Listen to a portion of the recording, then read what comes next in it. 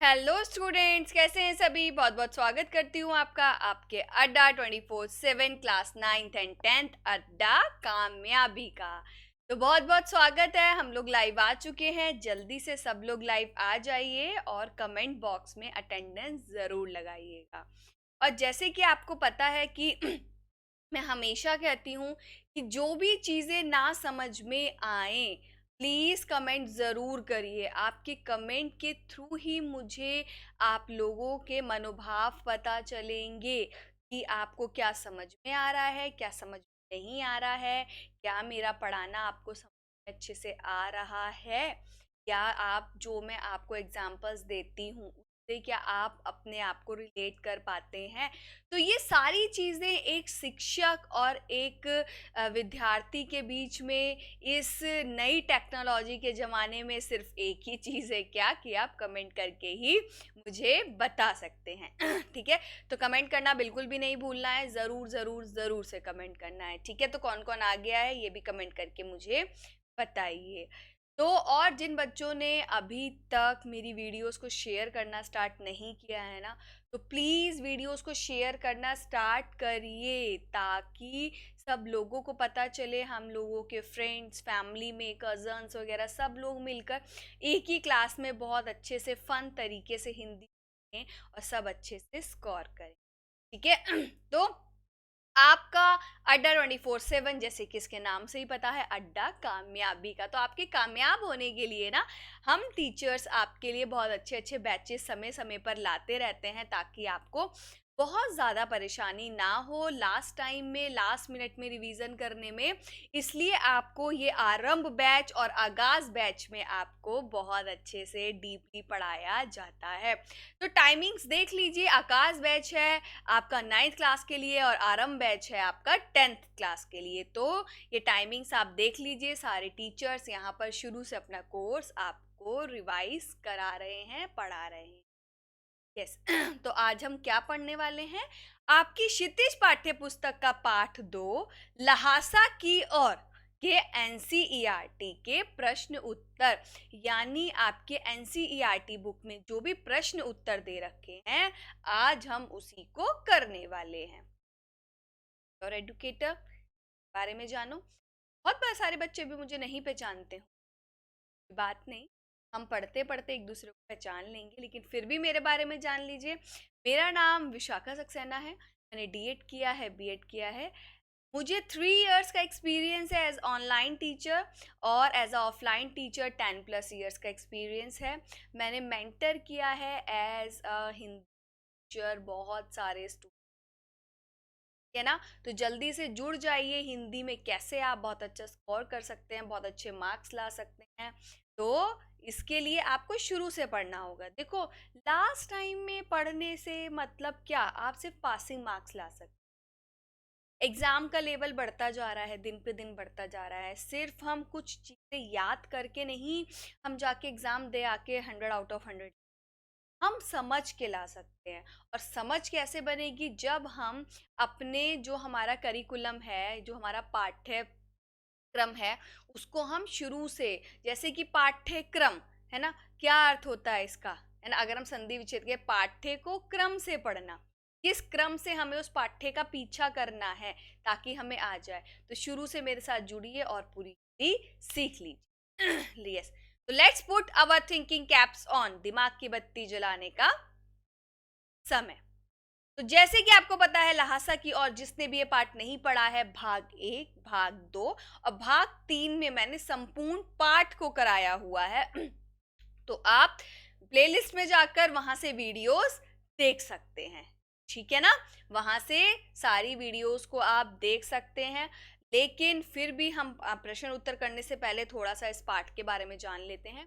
ये पाठ राहुल सक्रात्यानंद जी द्वारा लिखा हुआ एक यात्रा वृतांत है। यानी ये वो यात्रा वृतांत लिखना बहुत पसंद करते थे। जहां भी जाते थे यात्राएं करते थे, यात्रा में जो सीखा, देखा, किया, नहीं किया, अच्छा लगा, बुरा करा, उसको सभी को एक पन्ने पर लिख देते थे।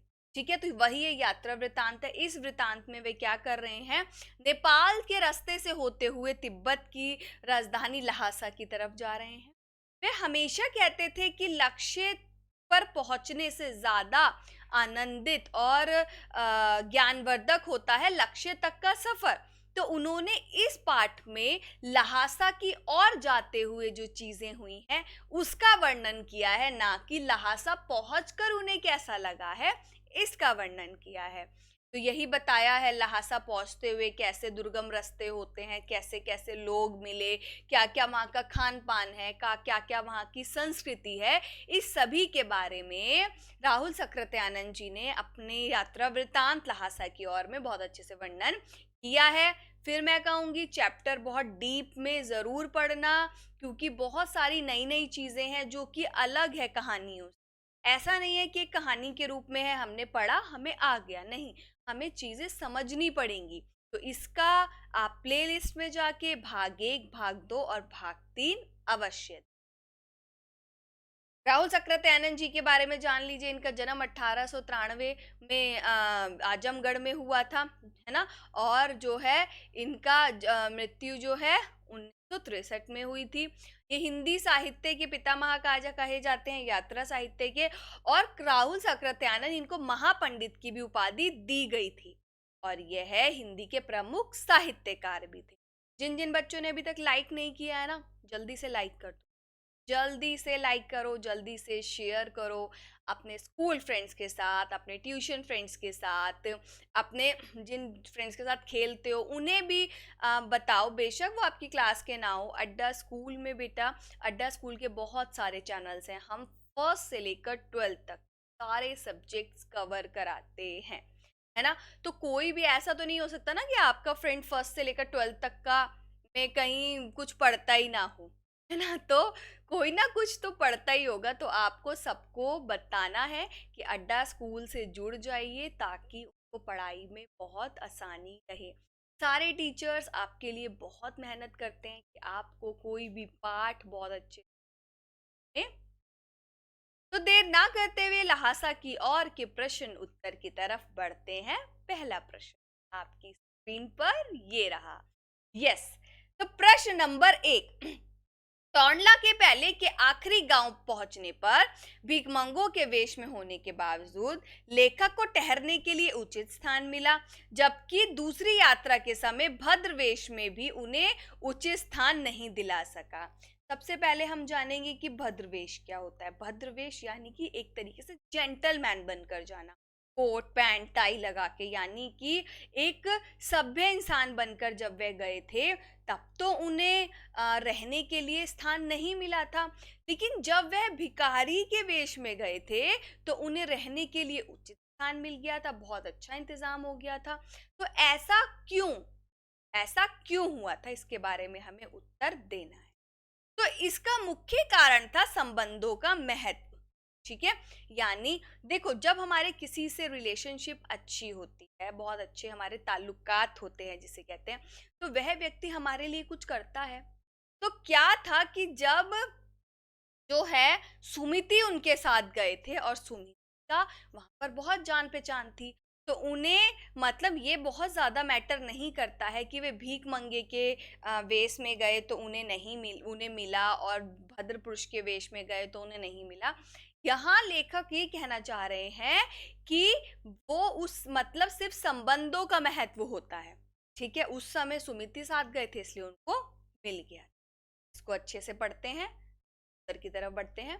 इसका मुख्य कारण था संबंधों का महत्व।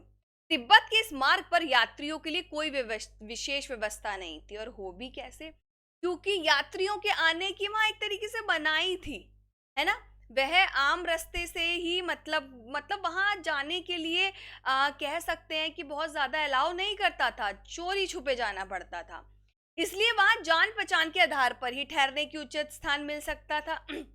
ऐसा तो था नहीं यात्रियों की व्यवस्था है, होटल्स हैं, सब कुछ है, रुक जाए, नहीं। अगर आपकी जान पहचान है तो आपको लोग अपने पास ठहराएंगे, नहीं होगा तो भाई आपको क्यों पूछेंगे। ठीक है, स्थान मिल जाता था। पहली बार लेखक के साथ बौद्ध भिक्षु सुमिति थे। सुमिति की वहां अच्छी जान पहचान थी, पर 5 साल बाद बहुत कुछ बदल गया था। किंतु भद्रवेश में होने पर भी उन्हें स्थान नहीं मिला था। उन्हें लगा था कि अब तो मेरे को जान गए होंगे और मैं तो एक अच्छे तरीके से जा रहा हूँ तो लोग मुझे स्थान देंगे, लेकिन नहीं मिला था। किंतु बद्रवेश में होने पर भी उन्हें उचित स्थान नहीं मिला था। इस बार उन्हें बस्ती के सबसे गरीब झोपड़ी में रुकना पड़ा। यह सब उस समय के लोगों की मनोवृत्ति पर यानी मानसिक स्थिति पर भी निर्भर करता है, क्योंकि लेखक वहां जब अगली बार गए थे 5 साल बाद, तो वे शाम के वक्त पहुंचे थे। और शाम के वक्त वहां के लोग अपने होशोहवास में नहीं रहते हैं। दारू, नशा यानी छंग पीकर, छंग मतलब हो गया नशा करना, कोई भी नशीला पदार्थ पीकर वे अपने होशों को खो देते हैं। तो उन्हें पता ही नहीं चलता कौन आया कौन गया, कौन अच्छे कपड़ों में कौन बुरे कपड़ों में। जब वे अपने होश में ही नहीं होंगे तो वे क्या सहायता करते राहुल जी की ना। तो जिससे उन्हें सही गलत की पहचान नहीं हो पाती थी, और सुमिति भी उस समय उनके साथ नहीं थे। कहने का तात्पर्य है कि जब वे सुमिति गए थे तो सुमिति की वहां पर जान पहचान थी, इस वजह से ठहरने और रहने की बहुत अच्छी व्यवस्था हो गई थी। प्रश्न नंबर 2, उस समय के तिब्बत में हथियार का कानून ना रहने के कारण यात्रियों को किस प्रकार का भय बना रहता था? या मतलब हथियार का कानून नहीं था। हथियार मतलब कोई लोग पिस्तौल बंदूक कैसे लेकर घूमते थे, जैसे कि लाठी लेकर घूम रहे हो, है ना। तो यात्रियों को क्या भय रहता था? उत्तर की तरफ बढ़ते हैं। उस समय तिब्बत के पहाड़ों की यात्रा सुरक्षित नहीं थी। लोगों को डाकुओं का भय बना रहता था। डाकू पहले लोगों को मार देते और फिर देखते कि उनके पास पैसा है या नहीं। क्या तिब्बत में हथियार रखने से संबंधित कोई कानून नहीं था? इस कारण वे लोग खुलेआम पिस्तौल, बंदूक आदि रखते थे, और साथ ही वे निर्जन स्थान भी थे जहां पुलिस प्रबंध नहीं था। तो ही कोई दुर्घटना हो जाने पर उसका गवाह भी नहीं मिलता था। तो यात्रियों को क्या भय रहता था कि अगर हम यहाँ से जाएंगे तो डाकू लोग हमें लूट लेंगे और मार देंगे। कि डाकू पहले मारते थे फिर देखते थे कि उनके पास कुछ है या नहीं। प्रश्न नंबर 3, लेखक लनखोर के मार्ग में अपने साथियों से किस कारण पीछे रह गए थे? यानी लनखोर जब वे जा रहे थे तो किस कारण पीछे रह गए थे? तो 2 रास्ते थे। उनका घोड़ा जो है उन्हें गलत तरफ ले गया था और घोड़ा धीरे भी चल रहा था, तो यही 2 कारण थे। तो पहला कारण, उनका घोड़ा बहुत सुस्त था, इस वजह से लेखक अपने साथियों से बिछड़ गए और अकेले में रास्ता भूल गए। दूसरा, वे रास्ता भटककर 1-1.5 मील गलत पर चले गए और उन्हें वहां से वापस आना पड़ा। प्रश्न नंबर 4, लेखक ने शेखर विहार में सुमिति को उन यजमानों के पास जाने से रोका, परंतु दूसरी बार रोकने का प्रयास क्यों नहीं किया? तो लेखक ने शेखर विहार में सुमिति को यजमानों के पास जाने को रोका था, क्योंकि अगर वह वहां जाता तो उसे बहुत वक्त लग जाता और इससे लेखक का 1 सप्ताह तक उसकी प्रतीक्षा करनी पड़ती। परंतु दूसरी बार इसलिए उन्होंने ये भी कहा था कि तुम वहां मत जाओ, मैं तुम्हें लहासा पहुंचकर पैसे दूंगा इसके लिए। देखिए, दूसरी बार उन्होंने रोकने का प्रयास नहीं किया। क्यों नहीं किया? क्योंकि वह कहां, एक मंदिर में गए थे जहां पर बुद्ध वचन की हस्तलिखित पोथियां रखी हुई थी। तो वह अब उन पोथियों को पढ़ना चाहते थे। तो जब सुमिति ने कहा कि मैं जा रहा हूं, तो उन्होंने बहुत ज्यादा प्रक्रिया नहीं दी और उनको जाने दी। प्रश्न नंबर 5, अपनी यात्रा के दौरान लेखक को किन कठिनाइयों का सामना करना पड़ा? लेकिन लेखक को किस किस कठिनाइयों का सामना करना पड़ा था? तो लेखक को इस यात्रा के दौरान अनेक कठिनाइयों का सामना करना पड़ा। जगह जगह रास्ता कठिन था, साथ ही परिवेश भी बिल्कुल अलग था। यानी परिवेश यानी वहां का माहौल। उनका घोड़ा बहुत सुस्त था, इस वजह से लेखक अपने साथी से बिछड़ गए और अकेले में रास्ता भूल गए। उन्हें जाना था दाईं तरफ, पहुंच गए बाईं तरफ। डाकू जैसे दिखने वाले लोगों से भीख मांगनी पड़ी। अगर नहीं मांगते तो वे क्या करते? उनको मार डालते और उनका पैसा लूट लेते। भिखारी के वेश में यात्रा करनी पड़ी। समय से ना पहुंचने जाने पर सुमिति के गुस्से का सामना करना पड़ा। तेज धूप में चलना पड़ा, अपना सामान भी स्वयं ढोना पड़ा, क्योंकि जब वे वहां से निकले थे अगले दिन तो उन्हें लेट हो गया था, तो कोई घोड़ा नहीं मिला था। वापस आते समय लेखक को रुकने के लिए उचित स्थान भी नहीं मिला था। ये सब कठिनाइयां थी, उन्होंने सामना किया था। तो कैसा लग रहा है? सबको समझ में आ रहा है? अगर आ रहा है तो लाइक जरूर करना है, फ्रेंड्स के साथ शेयर जरूर करना है और मुझे बताओ कि मैम मैंने शेयर किया है, मैम मैंने अपने इस फ्रेंड के साथ शेयर किया है, ठीक है। और लाइक जरूर करना है, कमेंट जरूर करना है कैसा लग रहा है, समझ आ रहा है नहीं। क्योंकि बेटा जब आगे हम रिवीजन करेंगे ना, तो इतना डीप में आप लोगों के पास, मेरे पास तो बहुत समय समय ही समय है, मैं तो 24 घंटे आपको ऐसे ही समय, लेकिन आप सिर्फ हिंदी को समय नहीं दे पाओगे ना। उस समय इतना बिजी हो जाते हो, अदर सब्जेक्ट में अपना समय लगाने पड़ते हो। इसलिए जब मैं हिंदी पढ़ा रही हूँ, मेरे साथ ही डीप में। प्रश्न नंबर 6, प्रस्तुत यात्रा वृत्तांत के आधार पर बताइए कि उस समय का तिब्बती समाज कैसा था। तो उस समय का जो तिब्बती समाज था, उसमें ना छुआछूत थी, ना जाति पाति थी, ना ही कुप्रथाएं थी।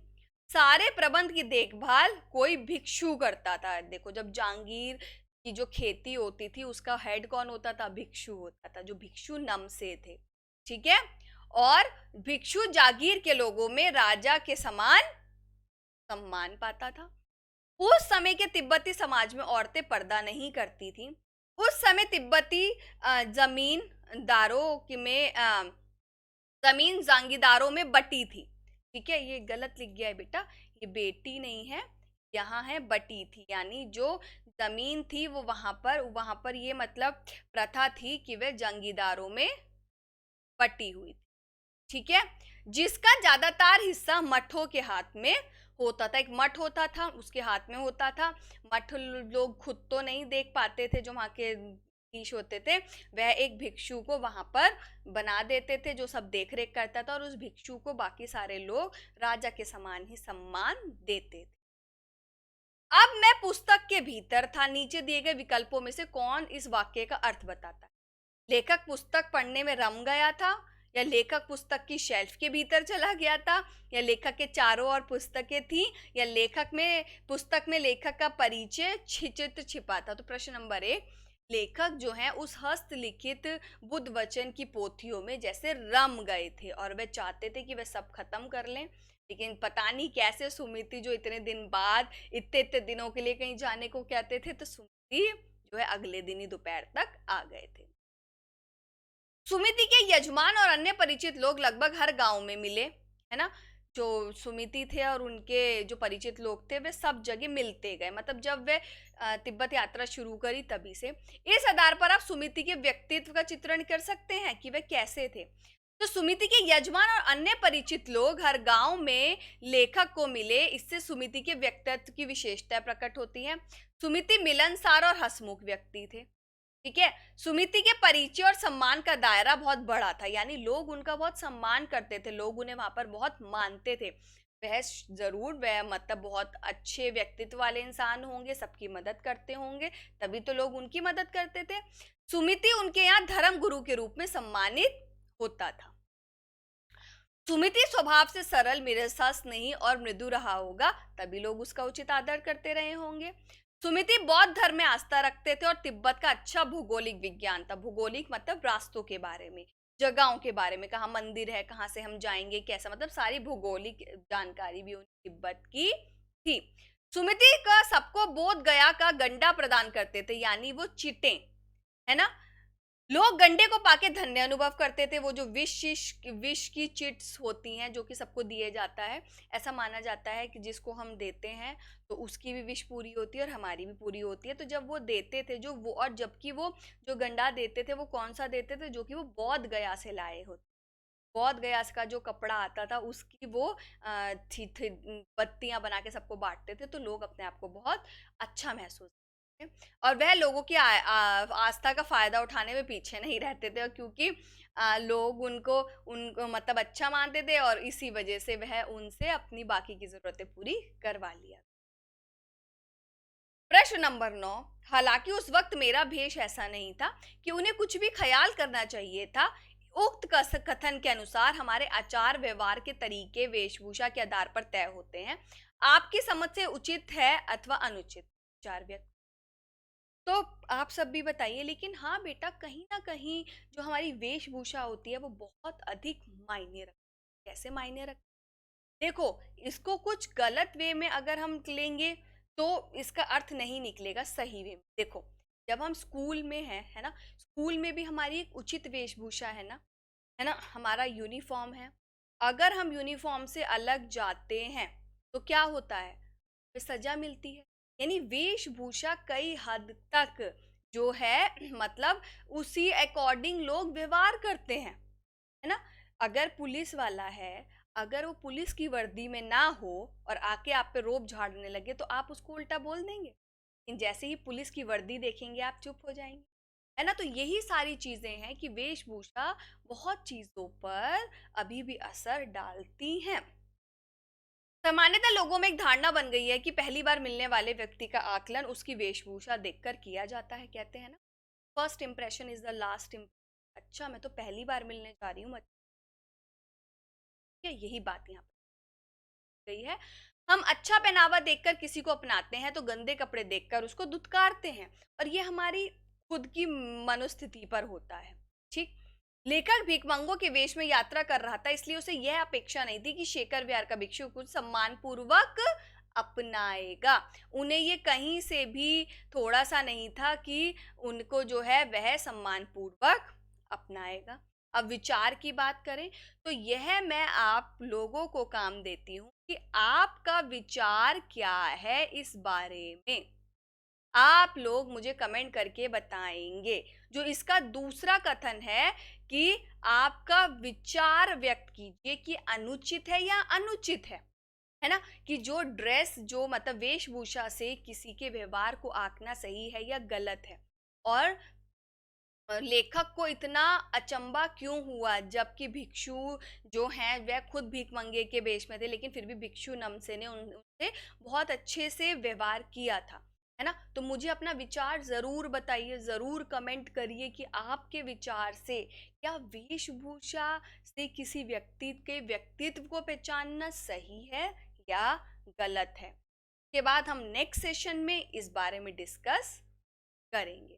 जो हमारे टेलीग्राम चैनल से नहीं जुड़े हैं, वीडियो को डिस्क्रिप्शन बॉक्स में टेलीग्राम चैनल का लिंक प्रोवाइड किया गया है, प्लीज टेलीग्राम चैनल से जुड़ जाइए। यस, तो हम रिकैप करते हैं। मतलब रिकैप की तो क्या, हमने प्रश्न उत्तर पढ़े हैं। बस मेरा प्रश्न आप सभी से यही है कि जो वेशभूषा जो है, ठीक है, जो वेशभूषा जो है वह किस तरीके से प्रभाव डालती है ना? प्रभाव डालती है। आपको अपने विचार मुझे कमेंट बॉक्स में बताने हैं, ठीक है? मैं देखती हूँ। अब देखो, अभी तो मैं बहुत कम बच्चों को जान रही हूँ। जैसे जैसे आप लोग का कमेंट आएगा, मुझसे कनेक्ट होंगे, मैं उतने बच्चों को पहचान पाऊँ। जब भी मैं लाइव आऊंगी उन बच्चों से जरूर बात करूँ, है ना? Thank you for watching my video. मेरा इस सेशन देखने के लिए बहुत बहुत धन्यवाद। जिन बच्चों ने अभी तक अड्डा 24/7 अड्डा कामयाबी का class 9th and 10th subscribe नहीं किया है, जल्दी से सब्सक्राइब कर लो। कमेंट ज़रूर करना जो मैंने होमवर्क दिया है, लाइक ज़रूर करना है और शेयर ज़रूर करना है। चैनल को सब्सक्राइब करना बिल्कुल नहीं। तो मिलते हैं अपने नेक्स्ट सेशन में। जितनी जल्दी आप लोग मुझे अपना प्यार देंगे, मेरे वीडियोस को लाइक करेंगे, मेरी बातों को ध्यान से सुनेंगे, कमेंट करेंगे, मुझसे अर्थ पूछेंगे, और जो भी प्रॉब्लम होगी हिंदी से रिलेटेड उसको बताएंगे, मुझसे कनेक्ट होंगे, उतनी जल्दी मैं आपको एक दिन लाइव मिलूंगा। तो मिलते हैं अपने नेक्स्ट सेशन में। तब तक के लिए बाय बाय, टेक केयर, खुश रहिए, हंसते रहिए, मुस्कुराते रहिए, मस्त रहिए।